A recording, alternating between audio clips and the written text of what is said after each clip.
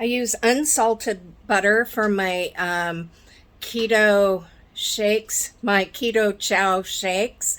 And I usually try to keep some at room temperature, but I didn't have any out. So you should use hot water anyway to make your shakes. So I just put the cold butter in there and let the warm water soften it up before I finish making the shake.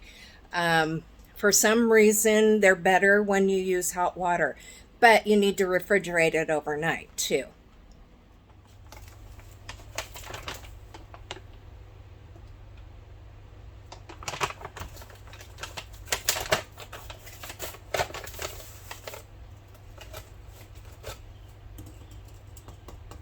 I use about 2 tablespoons of butter and about 1 tablespoon of heavy whipping cream. And I like to blend it in my, well, it's not a bullet, but bullet type blender.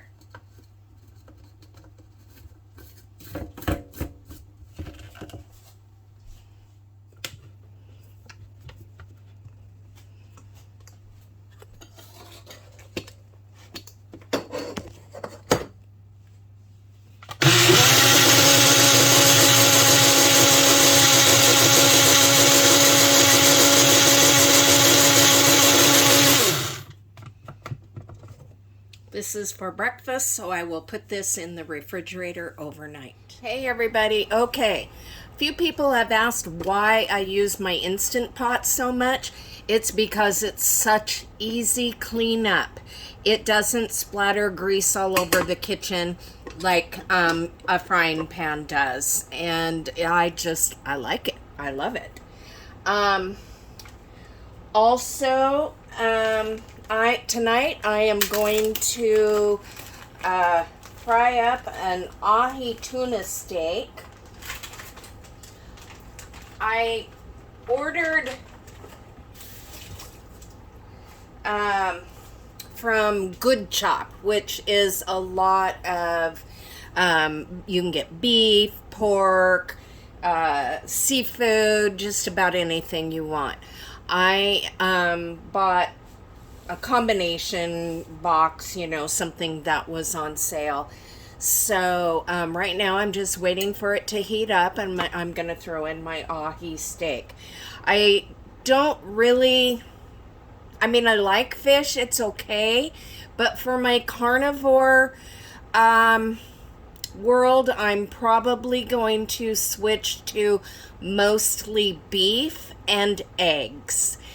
And so right now I do have a freezer full of fish, so I'm trying to get that used up and get out of the way, so I can order or get more beef. And by beef, I don't mean just a ribeye or sirloin. I can't afford that. That's crazy. I wish I could, but hamburger, anything on sale. I don't know if any of you follow. I know there's a lot of carnivores on my channel because you leave a lot of comments, and I love that. There is a gal on YouTube called the Steak and Butter Gal, and she does a lot of what I eat in a day, or 5 days of carnivore and things like that. That's not really heated up yet, but let me give it a couple more minutes.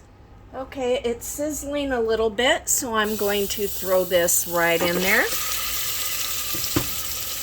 I use the saute setting on my Instant Pot, and right now I'm using it on high, because with tuna you want to sear it real quickly. I like mine a little more done than most chefs cook it. It's supposed to be rare, and I can't do rare, so I'll cook it a little longer than what you would get in a restaurant. And I think I'm going to throw some garlic salt on there and some onion powder.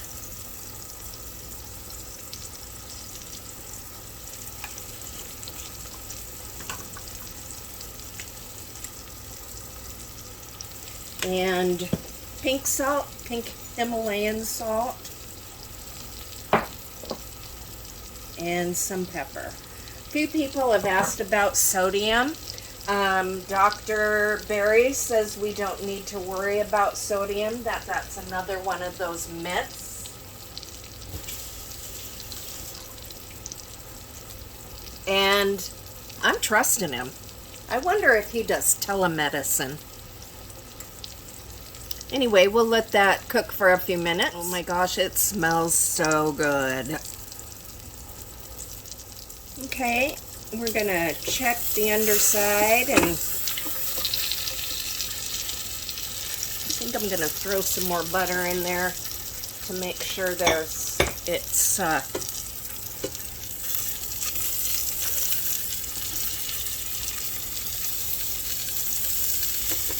you don't want it to stick.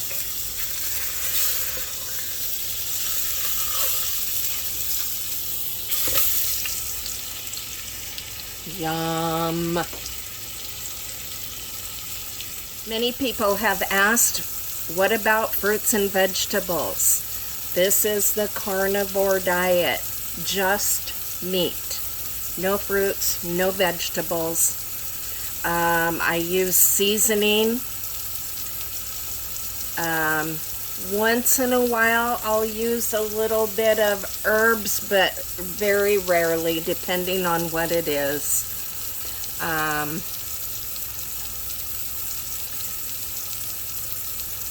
know people who aren't familiar with this are shocked by that and say it's not sustainable. Well, I'm not an expert, but I do follow experts, and I would disagree with that. But, you know, everybody, you do yourself. This is something I'm doing, and since I've been doing it for almost 3 months, like I said in my other video, my blood work has improved a lot.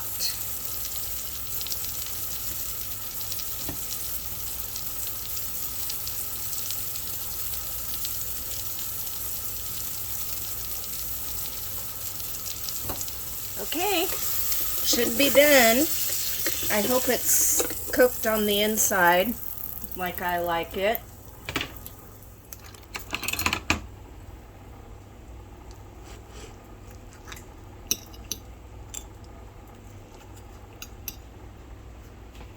See, I would normally cook it even more, but this is way more done than what a chef would cook it. But hey, it's good for me.